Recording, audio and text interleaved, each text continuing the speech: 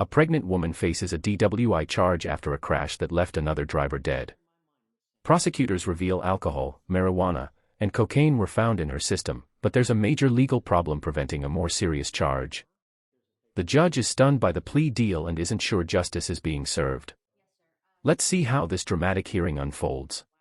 Just because you're 9 months pregnant doesn't factor anywhere in my mind, Ms. Sanchez. You took someone else's life.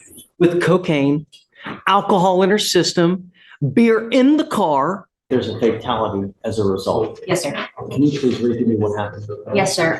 This crash happened back on December 24th of last year. Officers were advised of a four-vehicle crash at 5:37 a.m. on the 6300 block of I-45 South here in Harris County.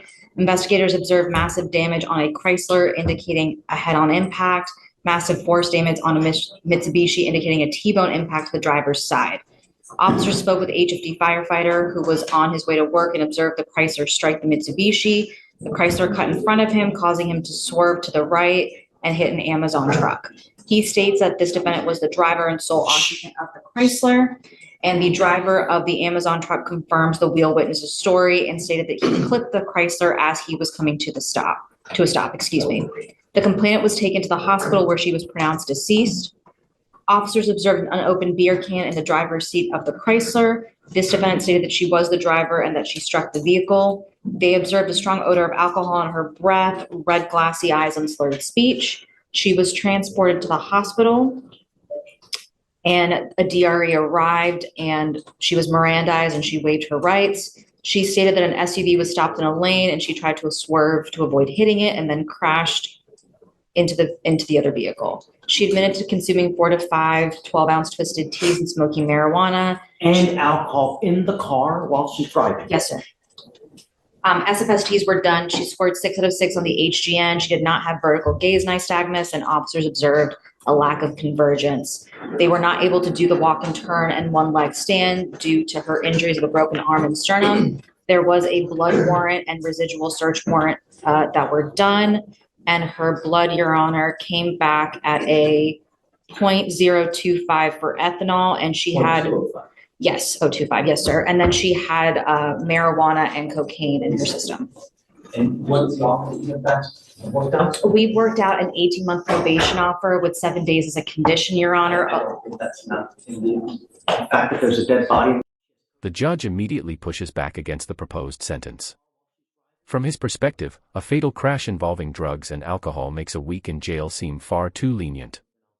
Even though prosecutors cite legal causation issues, the judge keeps returning to one fact: someone lost their life.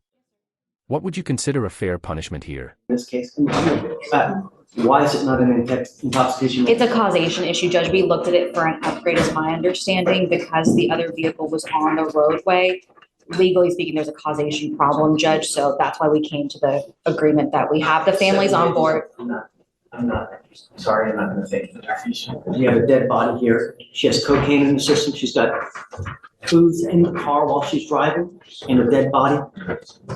I'm not down with that. No, we're going to have to do something else, but I would be remiss a week in jail where we have a dead body. That's yes, sir. And to me, just because you're 9 months pregnant doesn't factor anywhere in my mind, Ms. Sanchez. Ma'am, look at me. While you're about to give life, you took someone else's life. I'm sorry. How many lives are now ruined because of this? Not only yours, how about everybody else? Every single day in Harris County, someone is maimed because of the DWI. It's sick that we lead the nation in fatalities. This becomes the emotional centerpiece of the hearing. The judge tells the defendant that while she's about to bring a child into the world, another family is grieving a loved one. It's a powerful reminder that criminal cases often impact far more people than just the defendant standing before the court. Microphone VO4. A surprising clarification changes the conversation. The judge initially believed the defendant's blood alcohol level was extremely high, but prosecutors explain it was lower than first understood, though cocaine and THC were also present. Even so, the judge remains focused on accountability and public safety. And I don't know why they can't prove causation to charge you with intoxication and manslaughter.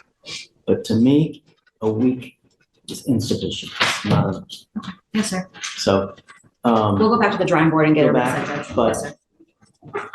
I'm ready to set this case for trial now. So unless we can work something out today, I'm set, it gets set today. Yes, sir. Okay. All right, thank you, Judge. I understand that a fatality did occur, but the reason why they weren't able to charge my client with intox manslaughter is because this accident was unavoidable. If you were Unavoidable? yes, sir. At the time of this accident, it was unavoidable. What ended up happening is that the deceased party spun out in front of her, and she was just going straight. The only thing that she did wrong at the day and time was drive a vehicle. With cocaine, alcohol in her system, beer in the car at a .20. Let me ask you something. Have you ever done breath test? Have you ever blown into a breath test machine? Have you ever done those wet labs? You ever done that? Okay. I'm serious, really. Okay. Have you ever done it? I'll go one further, Your Honor. Before being a defense attorney, I was a lieutenant with HPD. Okay. So I'm above and beyond. I spent 3 years doing accident division. So not only did I investigated these. So my knowledge is probably more superior than anybody in the room. I spent 3 years picking up dead bodies. And that is a true and factual statement I'm making before the court. So yes, sir, I have. I did, as part of training when I was a defense lawyer, I went to these classes where we took the breath test machines apart, did all kinds of experiments, did these drinking wet labs where you drink and then you blow into the machine. And the one time we did it, we downed a bunch of booze and I blew into the machine and I was lit, right? And I blew a 14 and I was lit, man. And all I did was I blew a 14, right? A .14. She's at a point.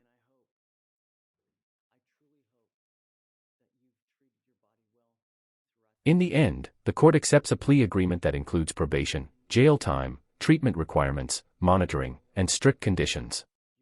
The judge makes it clear that any future violations will bring serious consequences. Do you think the sentence was fair given the tragic outcome? If you enjoyed this courtroom breakdown, like, share, and subscribe for more real courtroom moments and legal analysis. Scales bell. 2. 0.025, Judge. 0.025. .02. Yes, sir. Okay. I thought you said .20. No, sir, no, it's 0.025 with the cocaine and THC. No, so she's not 3 times or 4 times over the legal limit, Your Honor.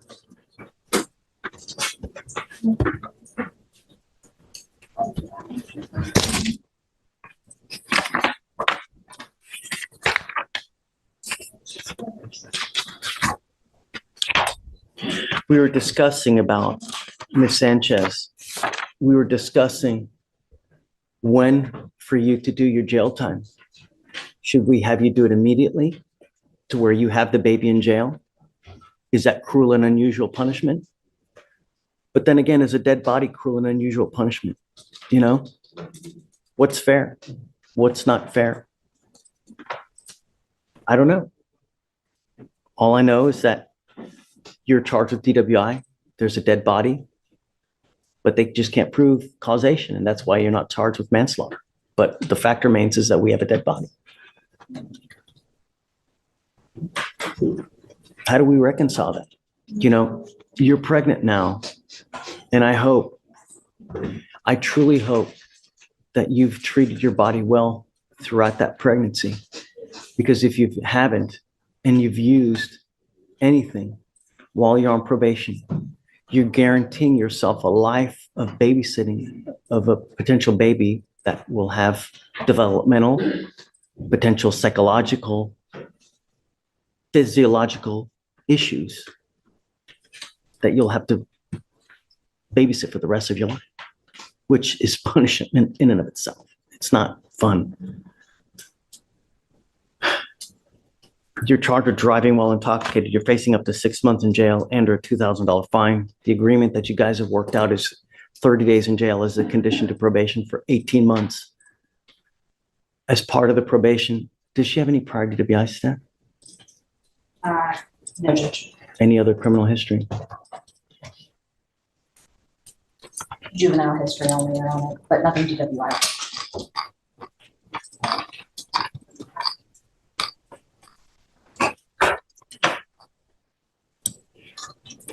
What all were you wanting done on the probation?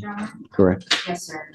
We are asking for DWI education class, a victim impact panel, guardian interlock, no refusal, no drugs or alcohol, random UAs, 80 hours of community service, and a $300 donation to MAP. Is this how you understand the conditions, Ms. Sanchez? I will keep you to it strictly. I'm going to monitor you myself. You will report to me here to the court so that I make sure everything gets done well. If you are not in compliance, I will issue a warrant for your arrest. You will be put into jail, and then you'll be facing up to 180 days in jail. If you test positive for alcohol or any kind of drugs, I will put you in a treatment facility in the jail. Do you understand, ma'am? No alcohol, no dope, no driving. You must have what does she have now? Does she have a scram right now?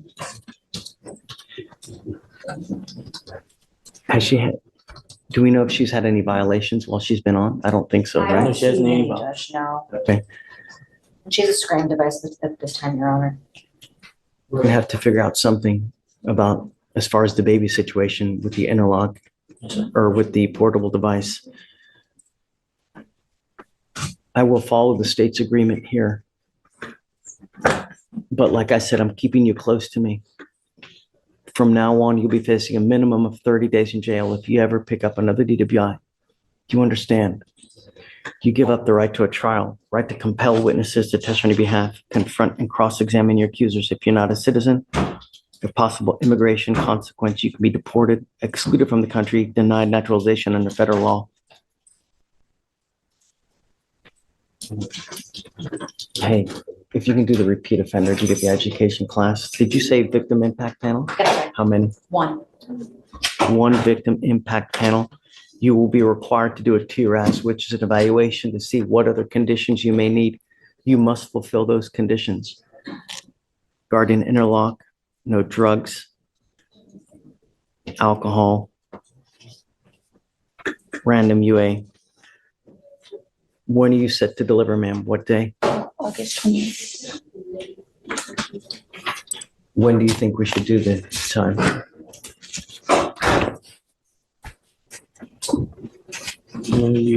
If I could request anything, Your Honor, it'd be the beginning of the year, in January 2025, the start of the year. That gives her time to nurse her baby and everything else. She must get it done within 6 months. Okay. All right, ma'am, how do you plead to the offense, guilty or not guilty? I will find you guilty. We'll send you to this agreement. Good luck to you, ma'am.